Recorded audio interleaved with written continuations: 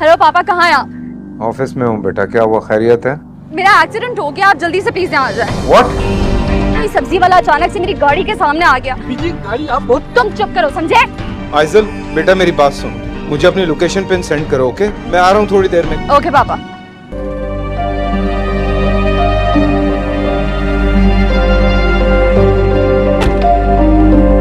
अरे ओके, तुम ठीक हो? कोई चोट तो नहीं आई ना तुम्हें? आई एम ओके पापा, आप इसकी खबर लें।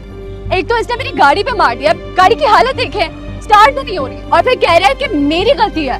नहीं साहब जी, मेरी कोई गलती नहीं है। मैं तो सड़क पार कर रहा था, इन्होंने गाड़ी सीधी मेरी रेडी में आके मारी। देख रहे हैं आप पापा?